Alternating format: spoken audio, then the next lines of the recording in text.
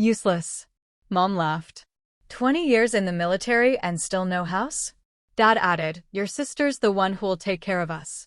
Then a helicopter landed. A colonel stepped out and said, General, we need you. Dad stumbled. My sister dropped her bouquet. The whole school went completely still. My mom laughed, 20 years in uniform and still no house. My dad just nodded, your sister's our future. Then, the world shook. A helicopter landed, a colonel stepped out and a voice boomed, General, we need you. My dad staggered. My sister's flowers hit the ground. And the entire school? They just froze. You know, my mom once told me, you've served for 20 years and still live like a ghost. I just smiled faintly. See, ghosts? They remember everything. The sun had barely burned through the mist clinging to Yale's historic stone walls when I took my seat at the edge of the back row.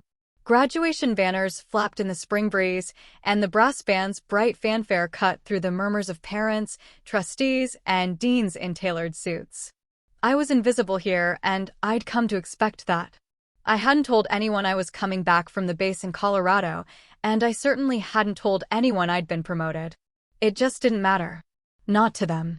My younger sister, Sophie, stood on stage in her crimson honor sash, blonde curls bouncing as she laughed into a professor's hug. Sophie, the perfect daughter, the golden child. Her name was printed in bold on every program. Sophie Hale, magna cum laude, the future of global finance. I glanced down at the program folded neatly in my lap. My own name was nowhere. She looked radiant.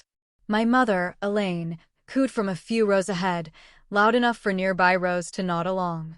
Our Sophie, always destined for greatness. My father, Robert, gave a tight nod. She's everything we hoped for, unlike others. His voice dropped just low enough for plausible deniability, but loud enough to sting. I exhaled slowly through my nose. I didn't flinch. I'd spent too long learning how not to flinch. Then, my mother turned slightly in her seat, catching my eye over her shoulder, her lips curled cold and amused. You've served for 20 years and still don't even own a proper house. Imagine that. I kept my face still. My smile was a sliver of breath, invisible to all but myself. Ghosts don't need houses. Ghosts remember foundations they've had to build with blood. Elaine turned back toward the ceremony with the satisfied air of someone who'd just dropped a final verdict. The announcer called Sophie's name. She floated forward in heels that sparkled, taking the stage like she was born to it. A pause erupted. My father stood and clapped proudly, eyes glistening. I stayed seated. She'll be the one supporting us in our old age, he said, smiling broadly. Claire, your future might depend on your sister now. That was the moment something shifted. A low crackle came over the loudspeaker's feedback. A deeper vibration pulsed underfoot. Then came the roar. The sharp, chopping rhythm of rotor blades slicing the sky. Heads turned, cameras tilted upward. Faculty paused mid-sentence, one hand shading eyes. I looked up slowly. Out of the blue, a UH-60 Blackhawk helicopter was descending. Wind tore through the decorative tents and rustled the gowns of the front row. One woman screamed as a gust knocked her hat away. The crowd stumbled backward in awe and confusion. I rose from my chair with the slow, sure movement of someone who'd done it before. My jacket, plain and dark, fluttered at the hem. I walked forward as if I belonged to the moment, because I did. I could feel my mother's gaze locking on me like a laser. I didn't look back. The helicopter settled into the center of the quad, blowing grass and confetti everywhere. Its side door flung open. The sound of the rotor screamed in everyone's ears as a uniformed officer stepped out and scanned the crowd. Then he spotted me. He saluted, loud, clear, and unwavering. His voice rang out, audible even over the blades. General Hale, we need you. Every conversation froze. My father's jaw dropped. My sister's bouquet slipped from her fingers, hitting the ground in slow motion. Everyone in the school turned to look at me. General Claire Morgan, the department needs you now. The words weren't loud, but they silenced the entire crowd. For a moment, the world contracted into a vacuum. Every sound, rustling programs, birdsong, polite applause, evaporated. Only the thudding of my own pulse remained. Then the crowd collectively turned, a silent wave of heads pivoting toward me, and I saw Ree stepping down from the chopper in full combat dress. Time did something strange. It slowed, but not in the cliché way people describe before impact. It slowed because something deeper in me, old and disciplined, slipped into gear. My spine straightened and my eyes locked on his. Lieutenant Colonel Ree Dalton, my second-in-command during the Phoenix Flame operation, had aged barely a day. But the silver in his hair, the hard lines etched around his mouth, those weren't from time. They were from what we had both seen, both done. Things no one here would ever understand. He came to a crisp halt 10 feet in front of me and saluted. "Ma'am, Colonel," I replied, returning the gesture. We were surrounded by civilians, professors, alumni, a sea of Yale blue robes. Ree might as well have landed on Mars. The absurdity only heightened the reverence.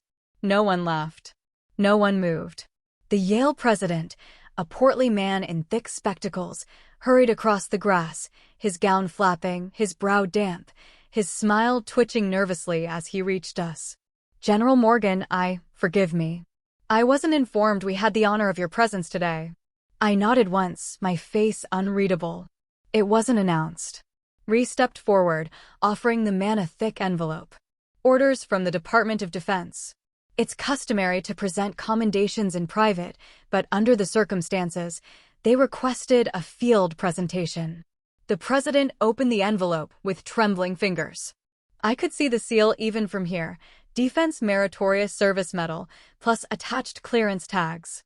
His eyebrows shot up. Yes, of course." The murmurs grew louder. I felt them pressing in from every direction, parents whispering, students gaping, camera phones slowly rising. Elaine stood now, fingers clenched around her handbag. Robert's eyes were narrowed, calculating. Sophie looked like someone had poured ice water down her back. Her smile faltered, but she held it barely. Ree turned toward me again. His voice dropped. "They're not just honoring you," he said quietly. "This is a tactical move. Someone's been using your credentials." I stared at him. "What do you mean?" He leaned in, and the words hit harder than any gunfire I'd faced. "Someone's been authorizing defense funding accounts under your ID. Procurement logs, black budget access, small enough to slip past oversight. Until it wasn't." A wind swept across the quad, fluttering the edges of Ree's folder. I didn't breathe. "You need to check your assets. Your name's attached to projects you didn't sign." That wasn't possible. Except it was. Because I hadn't reviewed my off-duty records in months. Because I had assumed everything was locked behind the same firewalls I'd spent a lifetime building. Because I trusted too easily those who should have never had access. The Yale president cleared his throat. "General, would you mind joining us on stage, just for a brief moment?" "We'd be honored to." I nodded. Automatically. Ree stepped aside. As I passed my family, I caught Sophie's wide eyes. She tried to speak, but the words died on her lips. My mother's mouth was a thin line. My father just stared, knuckles white. Reaching the steps, I climbed slowly, deliberately. The sun was too bright. Or maybe it was the fire rising behind my eyes. The crowd was still frozen. No one cheered. No one clapped. They were watching a revelation unravel, and they didn't know what to do with it. On stage, I accepted the medal wordlessly. A firm handshake, a photo I wouldn't see published, a soft murmur from the president about confidentiality. And, through it all, the only thing I could hear was Ree's voice. "Someone's using your name." As I stepped down, Ree was waiting near the helicopter. He held the door open without a word. I hesitated for half a second, long enough to scan the stunned faces. The woman who called me a ghost, the man who said I'd depend on my sister, the girl who had taken everything without ever asking what it cost. I turned to Ree. We didn't need words. We never did. I climbed aboard the chopper. The door slammed shut. The world saluted me, but my own family looked away. That sentence had repeated itself in my mind like the static before a storm. I had stood on a stage flanked by colonels and defense officials. Yet, when I glanced toward the crowd, the only eyes that refused to meet mine were the ones that had once taught me to walk. Now I was back on military soil. Fort Myer, a place that smelled of gun oil, gravel, and discipline. Here, at least, the world made sense. Orders were orders. Salutes meant something. No one here questioned why I was addressed as General Morgan. Ree led me through a side corridor beneath the admin wing, his tone brisk. I flagged your name through internal security, he said. 2 hours later, I had a ping. Something odd. We entered a plain gray office. No flag, no medals, just a table and 3 folders stacked with precise symmetry. This, he said, flipping the first one open, was initiated in 2016. A line of credit tied to your Department of Defense ID. It passed the most advanced verification protocols we had at the time. He slid the contract toward me. It bore a near-perfect replica of my signature. I didn't sign this, I said coldly. I know, Ree replied, but it went through. And not just once, we found 5 linked financial instruments tied to this name, and all of them were cleared under your digital authorization key. That key was supposed to be air-gapped, encrypted. I hadn't used it in years. Ree lowered his voice. Here's the part that bothers me. Back in 2016, I delivered a contract to an address in Connecticut for a private military support fund. Nothing alarming at the time, just logistics paperwork. It was addressed to a Mr. Robert Morgan. I stared at him. You delivered something military-related to my father? Ree nodded slowly. He said it was on your behalf. Said you were out of the country and needed someone to handle stateside sign-offs. I could almost hear Sophie's voice again, years ago. You're always on the outside. And, honestly, you fit there better. I had thought she was just being cruel, but maybe she knew something I didn't. A knock at the door interrupted my thoughts. Ben, the lead from internal security, stepped in, carrying a flash drive. General, we cross-referenced the credit activity against your personnel file and pulled transaction logs. He plugged it into the terminal. On screen, a chart of bank deposits appeared. One stood out immediately, a transfer of $750,000 to a holding account 6 weeks after the contract date. My name was on the deposit slip. But that wasn't the worst part. 3 months later, Ben said, the account was drained entirely. He clicked again, pulling up withdrawal authorization. The name flashed on screen, Robert M., legal guardian. The silence in the room was instant and crushing. My breath caught.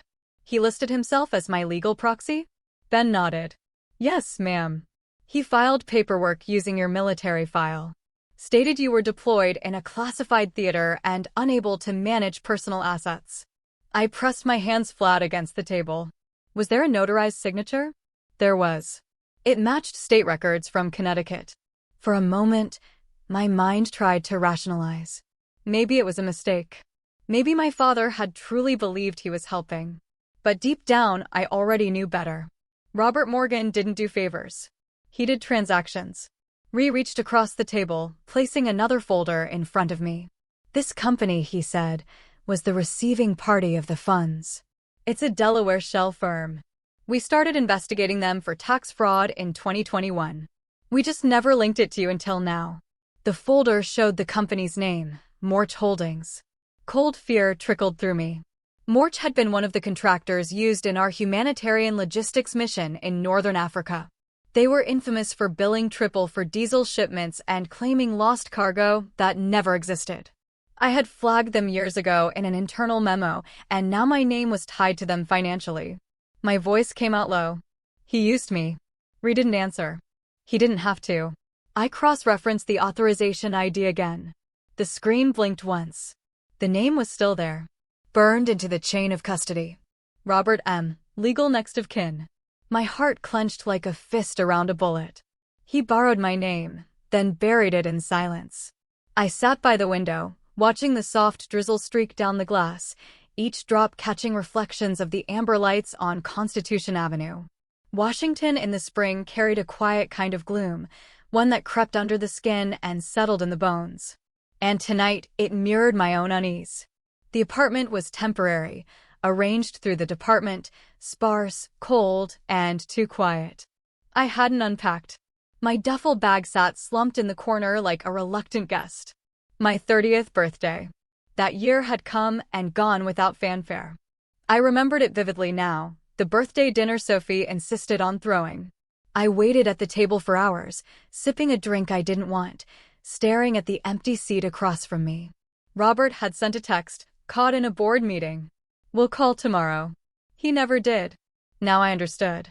The board meeting was likely a transaction, possibly one conducted in my name. The doorbell buzzed. I stood, spine straightening. I'd never met Angela Ruiz in person, but she came highly recommended by Ruiz, a civilian attorney who had once taken down a non-profit CEO for stealing his brother's veteran disability checks. Angela walked in with no umbrella, soaked trench coat dripping at the threshold. "You're taller than I expected," she said, brushing wet curls from her face. "You're drier than I expected," I replied, offering a towel. She smiled faintly, took the towel, and dropped her leather briefcase on the counter. "I've reviewed the documents, recent," she began, pulling out a printed sheet wrapped in plastic. "And I have to be honest with you, this is both worse and better than you think." I leaned over the kitchen island. The paper was a printed PDF, a scanned signature form. "That's my name," I said, "but not my pen." Angela nodded. "Exactly. The signature is too clean. Almost too clean. It lacks natural pressure deviation." This wasn't scanned from a physical document. It was digitally created. I stared at it longer. The curve of the C too smoothed, the spacing unnaturally uniform. "What does that mean legally?" Angela pulled out another folder, this one from a case file dated 2019. If a signature was faked using software, and it was submitted as binding authorization, it constitutes federal fraud under 18 U.S.C. paragraph 128. "But it used my military ID," I said. "Wouldn't that make me partially liable?" "Not if you never consented, and not if we can prove you were deployed at the time." I exhaled slowly. I was stationed in northern Afghanistan for that entire quarter. No access to U.S. servers. Angela's eyes sharpened. "That's exactly what I need. Do you still have your operational logs, duty rotation reports, deployment orders?" "I have all of it," I replied. She opened her laptop and typed as she spoke. "Then we start building a wall. Timeline, access records, signature forensics, financial trail." A knock interrupted us. Ben stepped in with a flash drive. "Just pulled an old email chain from the Fort Bragg archives," he said. "This one's going to hurt." He handed it to Angela, who opened the attachment. It was an email dated June 2nd, 2016, from Rhee's old CO, confirming that Claire Morgan had authorized a credit-based services agreement. Attached was the same signature, this time embedded directly in the document header. Angela zoomed in, squinting. "They embedded a signature into a header? That's stupid and sloppy. That kind of alteration leaves a metadata trail." She clicked twice, revealing the file properties. "Bingo," she said. This was generated using Signap Forged Pro, commercial forgery software banned for military contractors. They didn't even scrub the metadata properly. I clenched my fists under the counter. "This is enough to go to the feds." Angela didn't answer immediately. She finally looked up from her screen, gaze steady. "If I file a report tomorrow, a federal investigation will be opened. But that also means full discovery. Media could catch wind. You'll be dragged through the mud along with your father." I nodded once. "So be it." But Angela wasn't done. She lowered her voice. "Let me ask you something, and I need the truth. Are you ready to testify in court, to stand on record and publicly accuse your father of felony identity fraud?" The room seemed to shrink around me. Outside, rain slicked the windows, washing the city in gray. I didn't answer right away because part of me wasn't sure whether the ache in my chest was justice burning or grief forming. Angela's tone softened. "Are you prepared to go to court against your own father? You can serve a country, you can serve a family, but sometimes you can't serve both." The words came to me as I stood before the metal-framed desk of Colonel Harris, the officer in charge of Special Personnel Administration. His office was sterile, clean, cold, filled with a faint scent of aging leather and discipline. There were no family photos, no plants, just rows of plaques commemorating 30 years of military bureaucracy. He looked at the document I'd handed him, then back at me. "You sure?" I nodded. "Yes, effective immediately." I'm invoking my right to an honorable retirement under Code 6119, post-deployment exemption. He studied my face for signs of doubt. There were none left. The colonel signed at the bottom, then pushed the paper into a lock tray. Well, General Morgan, it's been an honor. If only your family knew who they'd ignored. That last part stung more than I let on. Angela met me just outside the corridor, tablet in hand, trench coat fluttering from a sudden breeze as someone opened the base door behind us. "It's done," she asked. I gave her a small nod. She fell into step beside me. "This opens a new phase. Once we verify the timeline of deployments and finish tracking the wire paths, I'd recommend a press conference, controlled, sharp, and timely. I'll coordinate with the department's comms team." "No leaks?" I asked. She raised an eyebrow. "From me? Never." We stopped walking when we reached the glass wall facing the courtyard. The rain had stopped, but the sky remained overcast, a soft iron gray. I could feel the weight of years settle into my joints. "I visited his grave yesterday," I said, voice lower than usual. Angela didn't need to ask who. I continued. "Sergeant Pierce always said silence was our second uniform, but I'm not sure that uniform fits me anymore." We stood in quiet for a moment, then I turned. "Let's do the press conference, and after that, we go to court." Angela's expression didn't change, but her voice was still. "Then we fight." Back in my temporary apartment that evening, the air was still thick with the kind of tension only decision brings. I had a stack of deployment logs on my desk next to legal printouts, Rhee's encrypted notes, and the military's financial audit archives. I hadn't touched any of them yet. I stared at a photograph tacked to the wall, me and Sergeant Pierce during our last mission in eastern Ghazni. He was smiling in a way I hadn't seen since. I owed him too. I owed myself. The doorbell rang. Cautious, I looked through the peephole. No one. Just a brown envelope taped carefully to the door. No sender listed. No stamps. Just hand-delivered with precision. I picked it up slowly. The paper was thick, expensive. Inside, a single handwritten letter and an official-looking document, creased once down the middle. I unfolded the letter first. It was unmistakably his handwriting. "Claire," it began, "I know this isn't enough, but if you can find it in yourself, please forgive me. Dad." I stared at the page, fingers stiff. Underneath, the second document, a copy of a power of attorney agreement dated July 2016. My name printed at the top, his signature at the bottom, but the line where I should have signed was blank. And yet, the words scribbled across the top in a sharp cursive cut deeper than any formality ever could. I didn't have a choice. Didn't have a choice? I let the paper fall to the table. So that's what he thought. This was a plea for absolution in exchange for nothing but ink and cowardice. I rose, spine straight as a blade. If he thought forgiveness was automatic, then it was time someone taught him the price of consequence. My father forged my name. Now I would reclaim every letter of it. The conference room inside Ruiz and Associates smelled faintly of toner and fresh coffee. The windows looked out over the chaotic heart of DC, but we were sealed in, me, Angela, Ben, and Jordan Lee. It was early June, the kind of humid morning where the air already felt weighed down by secrets. Angela unrolled a stack of printed documents, like she was preparing to dissect a body. "We're starting with fiscal year 2016. These are the power of attorney records pulled from military archives and the Central Credit Verification Authority," Ben added. "And these," he tapped another folder, "are civilian loans and investments registered under your name, but funneled through a company called Meridian Impact LLC.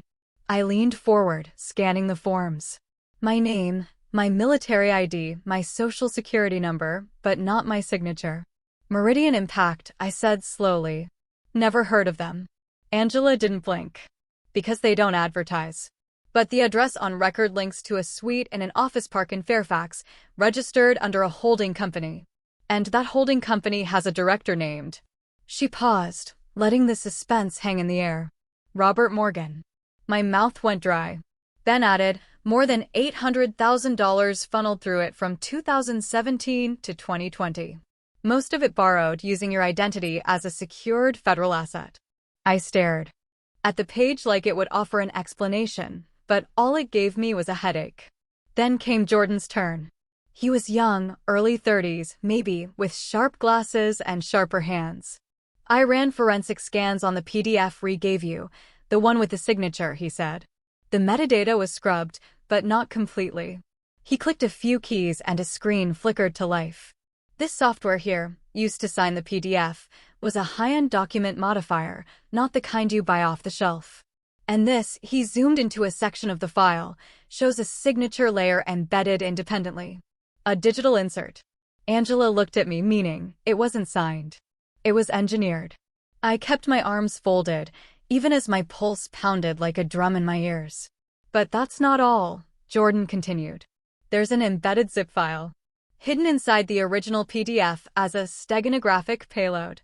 I extracted it. He tapped again. On screen appeared a scan of a driver's license. Mine, or at least something that looked like mine. The hair was shorter.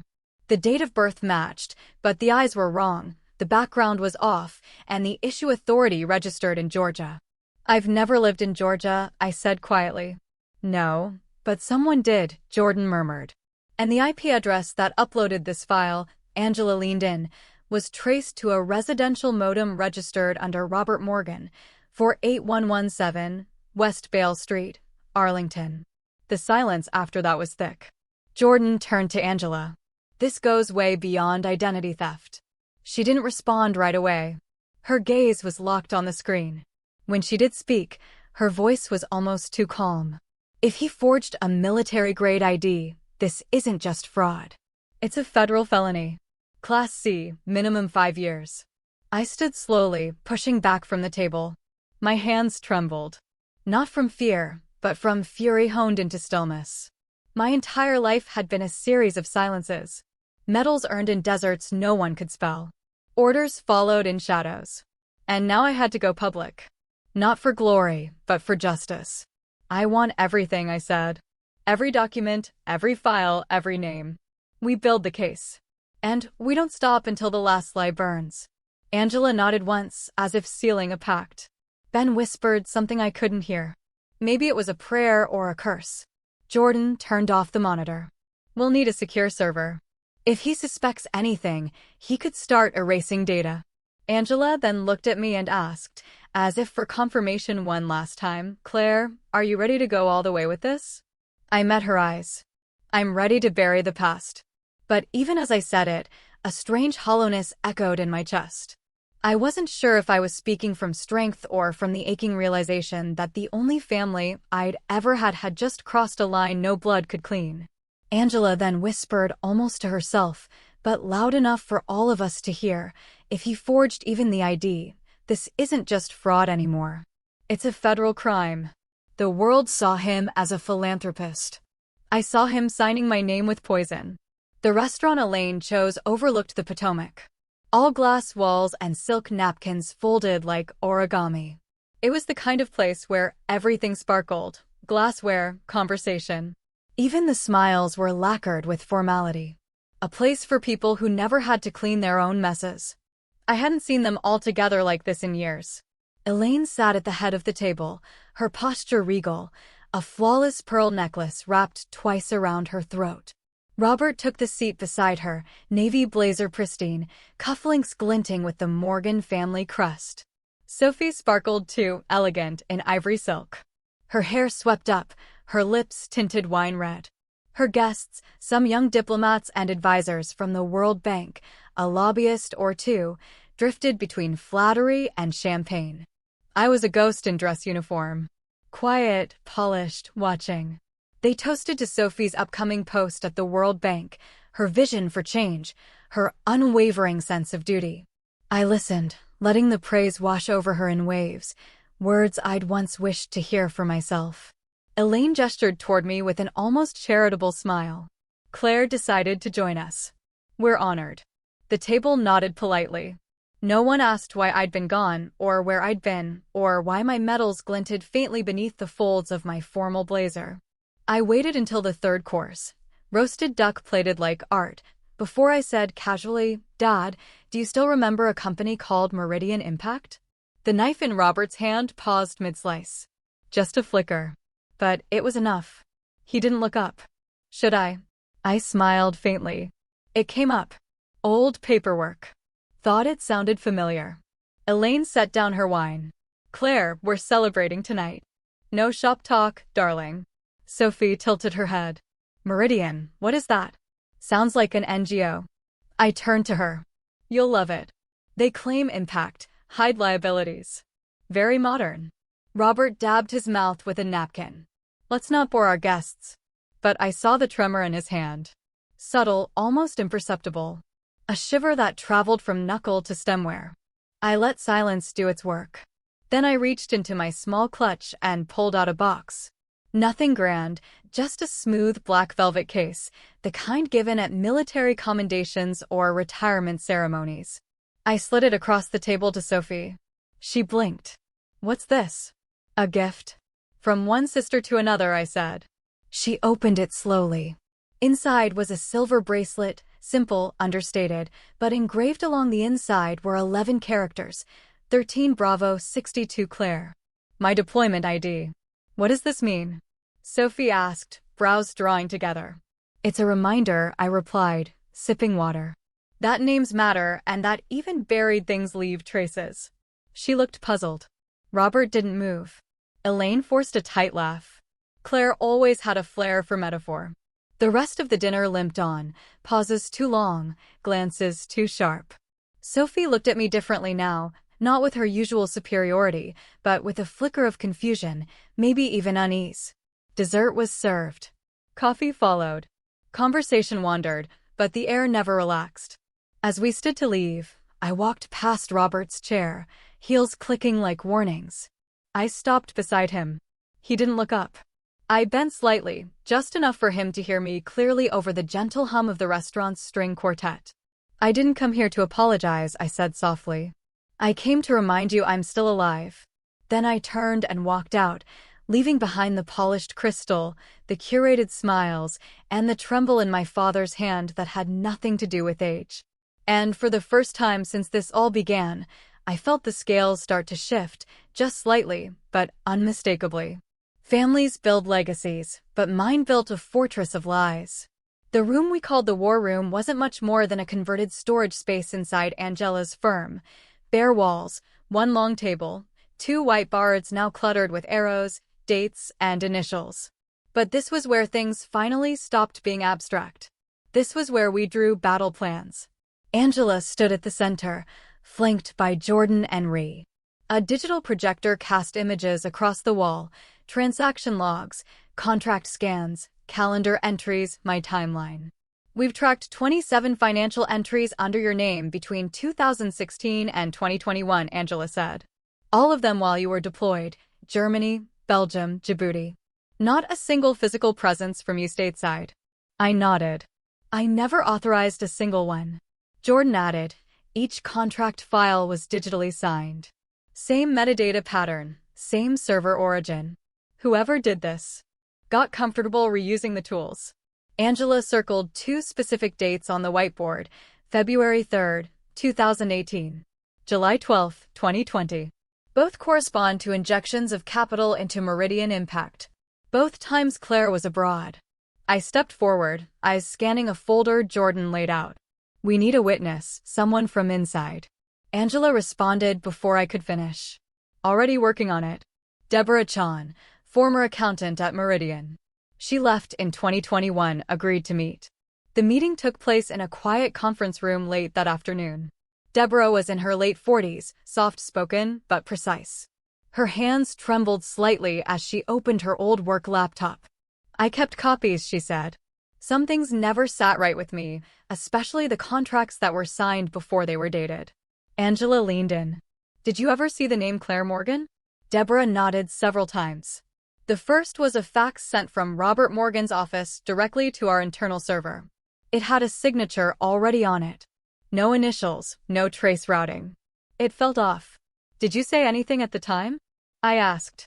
I asked Mr. Morgan once if we should confirm the authorization.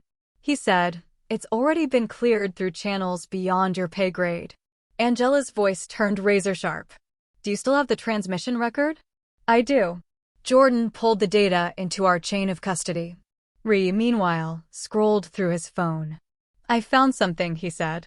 An archived email from 2019. It's a subject line from a communication server at Meridian. He read it aloud. Secure using CM clearance. No delays. I froze. Claire Morgan. Angela's eyes narrowed. That's the final link. She returned to the board and started writing. Fax document, employee confirmation, IP logs, financial records, internal emails. That's 5 pillars. Ree looked at me. Still want to stay silent? I didn't answer. I walked to the whiteboard and added one more name under the list of involved parties, Robert Morgan. Angela then stepped back. Her voice was measured, but iron hard. We have enough now. We file a formal complaint with the Office of Inspector General under federal fraud statutes, identity misappropriation, military impersonation, and misapplication of secured clearances. The room went still. Even the projector's hum seemed to hold its breath. I sat slowly, the gravity of what we were about to do settling into my spine like steel. For years, I had let silence protect them. For years, I had told myself family ties were sacred, but what they'd built wasn't a family. It was a firewall meant to shield deceit. Angela turned to me. You ready? My hands were calm now, my voice clearer than it had been in months. Send it. She gave a single nod and opened her laptop.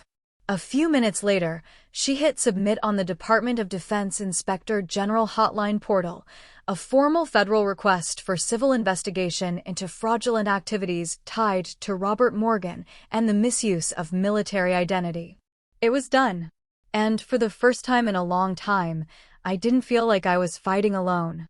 He built a fortress, but I found the cracks.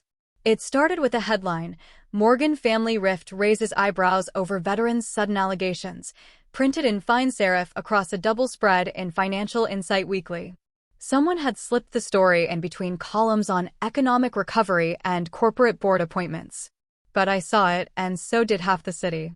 The article was laced with terms like unsubstantiated claims, family dispute, and a former military officer whose allegations coincided suspiciously with a state restructuring. They didn't use my name outright, but it didn't matter. The photo did that for them. A cropped image from my Yale appearance, the moment I stepped toward the helicopter. Sharp uniform, cold stare, the kind of picture that begged for controversy. Angela tossed the magazine onto the conference table. This was deliberate. I scanned the byline. Maxwell Denton. Financial gossip masquerading as analysis. Guess who Maxwell used to ghostwrite for? Angela continued, her tone bitter. One of Robert's old business partners, a man who handled press for Morgan Asset Holdings back in 2014. My throat tightened. So this is how he plays now. Angela gave a short nod. Distraction, discredit, delay. That same afternoon, Sophie showed up outside my apartment. No text, no warning. She just appeared, standing rigid in a navy pencil skirt, her arms crossed like armor. You started this, she asked, holding the magazine like a weapon. I told the truth. She stepped closer. Mom said you were spiraling. That you're trying to drag us down with you. I didn't believe her until now. Sophie, I have proof, documents, testimony. Then why leak it like this? She snapped. Why try to ruin Dad's reputation in front of the world? My voice shook, but not from fear. I didn't leak anything. But maybe it's time someone did. She blinked, thrown for half a second. He built everything we have. Everything you wear, the house we grew up in, the education we got, he built it using my name. I snapped. And he's using you to bury the fallout. Sophie faltered. First he forged my identity, I said, each word a blade. He impersonated my clearance. And now he's trying to paint me as unstable to cover it up. Silence stretched between us. She didn't storm off, but she didn't stay either. She left the magazine on my steps. 2 days later, I was summoned by the Alliance of Distinguished Veterans. Not a courtroom, not a military tribunal, but it felt just as sharp. 3 decorated members, gray-haired, stiff-spined, sat across from me in a wood-paneled room near Arlington. We're receiving inquiries about your conduct, General Morgan, one of them said. Concerns about the integrity of your record. I'm not here to defend my record, I said. I'm here to defend my identity. They exchanged glances. Another man added, there's discussion in the community. Rumors, allegations. We'd like you to clarify them before they gain traction. I inhaled slowly. My file is clean. My deployments are verified. My clearance is documented. What's not clean is what's being done in my name by someone who shares my blood. They didn't nod, but one of them said softly, this is a dangerous path, General. Are you sure you're prepared to walk it alone? I wasn't. Not entirely, but I left with my head high. That night, I stared at the spread from the magazine again. They digitally darkened the photo, cut it at a sharp angle, made my face harder, colder, and beneath it, in bold italics, power struggles inside the Morgan family raised concerns about stability and motive. Tears burned behind my eyes. He wasn't just stealing my identity anymore. He was trying to erase me. I closed the page and pressed my hands against the table. My breath hitched once, but I forced it down. My phone buzzed. A message from Ben. Saw the article. Don't let him define the narrative. Your truth is still yours. For the first time in hours, I allowed myself to breathe. And then I opened my laptop. If Robert Morgan wanted a war, he was about to find out what kind of soldier he'd created. When the world turned against me, I remembered who I was, a soldier. And soldiers don't run. The air at Colorado Springs was thin but sharp, just like I remembered. It had been 6 years since I last stood on the tarmac of Fort Carson. Back then, I was boarding a plane bound for Djibouti. Today, I came to reclaim something no plane could carry. Lieutenant Colonel Griffin met me outside the Records Division. He was older now, silver brushing the edges of his buzz cut, but still straight-backed, still exact. Claire, he said, offering a hand. Didn't think I'd see your name in whispers again, but I read between the lines. We sat inside a low-lit archive room, the kind that smelled of old ink and varnished wood. Griffin slid a black folder across the table. This is the log of your active operations from 2016, deployment codes, base access, sign-in timestamps, every move. I flipped through the contents. My boots were on Romanian soil on April 9, 2016, attending joint NATO exercises. That was the day Meridian's fraudulent contract was allegedly signed in D.C. I circled the line entry. This is the nail. Not the only one, Griffin added, producing a small drive. You were flagged in a secure line call that year. It was reviewed by compliance, but never elevated. Might be relevant now. Angela connected the drive to her secure laptop. Static buzzed for a moment. Then a voice, calm, familiar, filled the room. She's deployed. Doesn't need to be involved. I'm her legal proxy. We'll push it through. No, she won't know. She trusts me. I'm her father. My stomach twisted. It was him. Robert Morgan, in his own voice, justifying identity fraud. Angela's face was pale. That's it. He declared himself your guardian, despite you being an active duty officer with no legal restrictions. Is this admissible? I asked. She nodded slowly. If we can verify the chain of custody, and we can, it's damning. Re-entered then, carrying a manila envelope. Final piece, he said. Internal report from 2017. Someone raised a red flag at the Department of Military Financial Operations about discrepancies in a contract using your clearance code. The case was buried. The reviewer was transferred a month later. Angela pieced everything together. Timeline, audio, deployment logs, financial trails, witnesses, digital forensics. She looked up at me. We're ready. My hand hovered over the confirmation form and official statement of accusation addressed to the Federal Department of Defense Inspector General. My name, my rank, my voice. Major General Claire Morgan formally accused Robert Morgan of identity fraud, misrepresentation, and unauthorized use of military classification access for personal and financial gain. My pen scratched across the page. It felt like armor. Angela sealed the folder. We'll submit this with the full evidence package. They'll have no choice but to act. Just then, her phone buzzed. She picked it up, listened, then nodded sharply. They've agreed. The case will be heard publicly at the Federal Civil Review Board in D.C. Angela met my gaze. July 14th. That was less than 3 weeks away, she added, quieter now. And he'll be required to appear under subpoena. I closed my eyes, letting the weight of it settle. 7 years of silence, of wondering if I was crazy, of questioning my worth to the very people who raised me, now condensed into one date. My fingers curled into fists. This wasn't just about reclaiming my name anymore. It was about making sure no one ever carved theirs into me again. I didn't need their validation, but I would make them witness the truth. The federal hearing room was colder than I expected. Not by temperature, but by tone. Beige walls, frosted glass, dull carpet, and a solemn circle of authority. There were no sweeping gestures or raised voices here, only the quiet echo of consequence. Angela adjusted her lapel mic. I stood to her right, in uniform. Robert sat directly across, flanked by 2 defense attorneys in gray suits. Sophie was next to him, shoulders drawn in, eyes flicking between us and the silent observers. She looked like someone who had just stepped onto a battlefield without knowing a war had been declared. The lead commissioner tapped the microphone. This preliminary review will assess the validity of claims brought forth by Major General Claire Morgan regarding identity fraud, abuse of classified credentials, and financial misconduct. Angela stood. We will demonstrate that between 2016 and 2021, Mr. Robert Morgan knowingly used the name, identity, and military clearance of his daughter without her knowledge or consent, resulting in illegal financial gain and personal harm.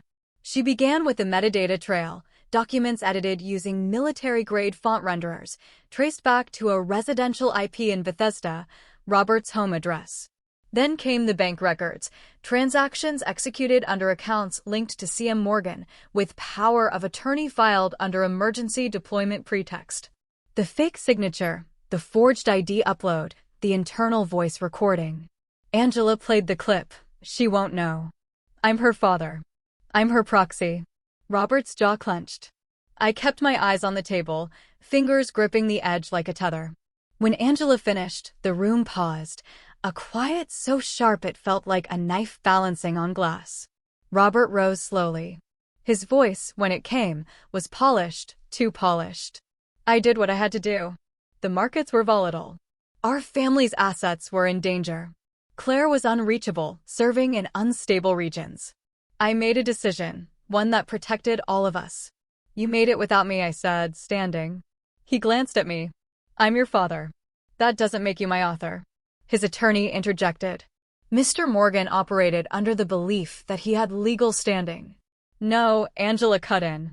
He assumed power he did not have and used that assumption to manipulate. Systems meant to protect classified personnel. The commissioner turned to me. General Morgan, would you like to state in your own words the impact of these actions? I stepped forward. When I returned from deployment, I expected home to be a place of rest. Instead, I found my name carved into files I never touched, debts I never approved, and decisions I never made. My voice didn't shake. My clearance wasn't just a badge. It was a trust. And he used that trust to gamble, to deceive. And worst, he did it knowing I couldn't respond. Because I was overseas, in uniform, serving the country he used as a shield. Sophie's gaze had dropped to the table. Angela handed over one final document. This account, she said, was opened under the name Claire M. Morgan, but lists Sophie as the sole secondary beneficiary. It was funded by siphoning money from the original Meridian contract. Robert's mouth opened, but no words came. Sophie blinked. She looked at the page, her name typed beneath mine. No mistaking it. You used me, she whispered, turning to him. He didn't deny it. The commissioner made a note. The session will reconvene in 72 hours for final recommendations. Until then, all parties are instructed not to discuss proceedings publicly.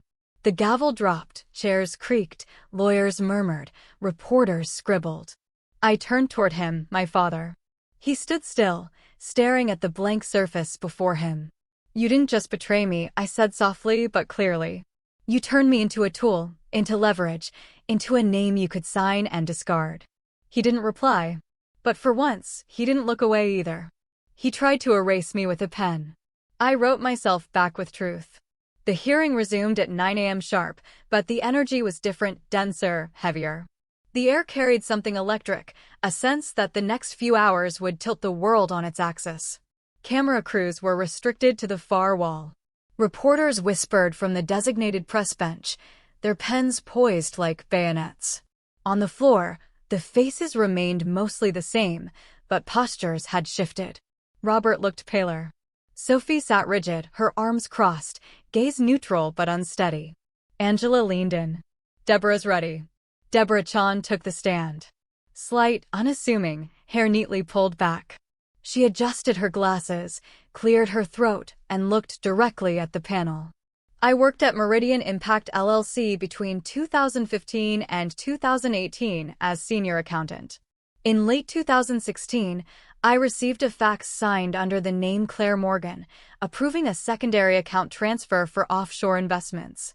She held up a printed sheet, the page yellowed slightly with time. "I recognized the fax number.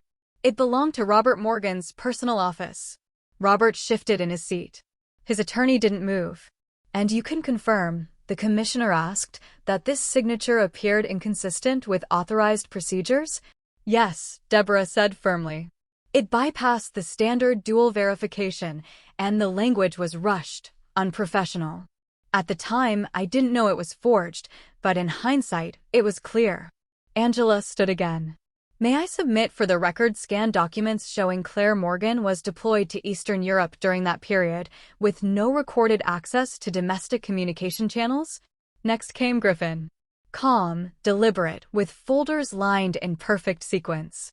"These are Claire Morgan's official deployment logs," he said. "Her GPS, chain of command assignments, encrypted comms. Every point confirms she was never within reach of that fax or account activity." He paused, letting the silence give weight.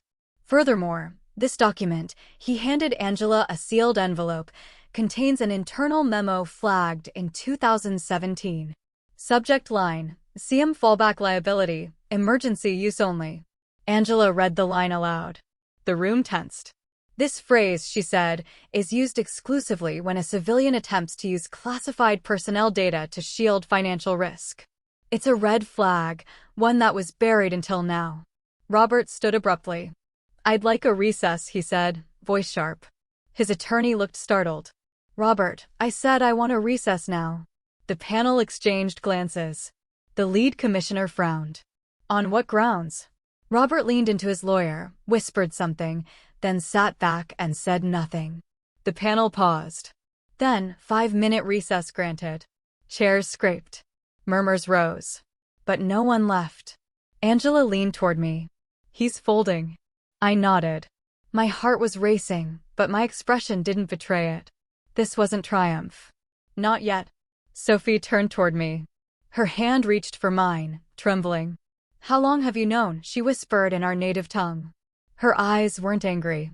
They were lost, softened by a realization so sharp it cut without bleeding.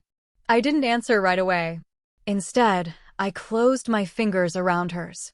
For once, not as a soldier, not as a witness, but simply as her sister. Truth doesn't always bring peace. Sometimes it just brings silence. The world didn't explode. It simply stopped. 1 week after the hearing, the Justice Department announced formal charges: identity theft, federal fraud, abuse of classified access, and obstruction of military records. Robert Morgan's name was stripped from the advisory board of the National Finance Committee by noon the same day. His assets, over $17 million in investments and property, were frozen under a federal motion to prevent asset dissipation. Every financial outlet that had once praised his philanthropic legacy now dissected the rot beneath it. Articles with words like betrayal, disgrace, and deception flooded the media. The image of a man once applauded for advancing trust in defense finance partnerships was now reduced to a still frame: Robert exiting a federal courthouse, expression unreadable, hands empty. But the headlines didn't mention me. Angela respected my decision. No interviews, no statements. The Army had released a quiet statement confirming the legitimacy of my service record, but my name was not pushed into the spotlight. I asked them not to, because I didn't want the world to know my father had stolen from me. I wanted him to know he could never do it again. Sophie called 3 days after the verdict. She didn't cry. She simply said, "I've given my resignation. I can't sit in that office knowing how I got there." She moved into a friend's apartment uptown. Elaine didn't protest. The last time they were seen together in public was at a silent charity auction, both looking in opposite directions. I stood alone outside the old Morgan residence on Westchester Lane. The front hedges were trimmed the same way they always were. The windows sparkled, but the lights inside were dim. Ree had offered to drive me. I declined. Angela had asked if I wanted to release a formal statement of closure. I declined that too. Closure wasn't something I believed in. The door creaked open before I even knocked. Inside, the silence wrapped around everything like dust. The grand piano was gone. The family portraits had been taken down. Only pale rectangles remained on the walls like bruises that never healed. Elaine sat in the center of the living room, hands folded over her lap. She didn't stand up. She looked smaller than I remembered, still elegant, still cold, but the edges had dulled. She didn't say hello, didn't ask why I'd come. She just asked one question. "You always knew. And yet, you still came back." I looked at her, really looked at the woman who had once told me that love was earned through usefulness, who had weighed my silence against Sophie's accolades, who had said I lived like a ghost. Maybe I had. I sat across from her, not to argue, not to accuse, but because ghosts, too, return home. Sometimes not for vengeance, sometimes not even for answers, just for the echo of what should have been. And for the first time, neither of us had anything more to say. The uniform never made me worthy. What I survived did. Spotlights glinted off the polished marble floors of the Pentagon's Grand Hall. A hush had fallen over the crowd of over 500 officials in full regalia, journalists with pens poised, civilians standing at the back, craning to see. I stood at the edge of the stage, not hiding, not waiting for anyone to validate my presence. This time, I was invited. The Master of Ceremonies finished the citation for unwavering integrity in the face of institutional betrayal and exemplary service in classified operations overseas. Major General Claire Morgan is hereby awarded the Distinguished Service Medal. The applause came slow at first, not out of hesitation, but reverence. I could feel it, not the roar of spectacle, but the silent thunder of recognition, of acknowledgement long overdue. Ree was in the front row. He didn't clap the hardest, but his eyes never left mine. Sophie sat 2 seats away from him. She wasn't crying. Not anymore. Just watching. I stepped up to the podium. "Thank you," I said. My voice held firm even as the lights bore down. I was told this moment would feel like redemption. But that's not the word I would use. Because redemption implies I had something to apologize for. A quiet murmur ran through the crowd. I stand here today not because I was perfect, but because I refuse to disappear. I refuse to be erased by silence. Even when that silence came from the people who were supposed to protect me. I let the word settle. Truth, I continued, doesn't need an audience. It doesn't need applause. It only needs to be spoken, even if no one listens. From somewhere behind me, Ree whispered, "I think they're listening, Claire." I paused. Let myself breathe. And so I said, raising my eyes to the cameras broadcasting live, "I say this not for revenge, but for clarity. I am not the daughter of Robert Morgan. I am Major General Claire Morgan, and I wrote my own name into history." Silence followed, a long, solemn beat. Then came the applause. This time loud, rising, sustained. Angela met me at the side of the stage. Her face was soft, tired, proud. She leaned in. "So what now? What about family?" I looked past her, past the crowd, toward Ree, toward Sophie, toward the memory of those who didn't make it back. And I smiled lightly, but fully. "Family," I said, "is something I'll rebuild from the people who never betrayed me." Later that night, I sat alone in the small office they'd assigned me for the ceremony. On the desk in front of me was a simple wooden box. Inside, next to the medal, I placed a photo, creased at the corners, faded with time. My unit, Phoenix Flame, those who never got their medals, who never got their names spoken aloud. I placed the medal beside that picture and closed the box. Justice had come, late, imperfect, but enough. And I was no longer a ghost.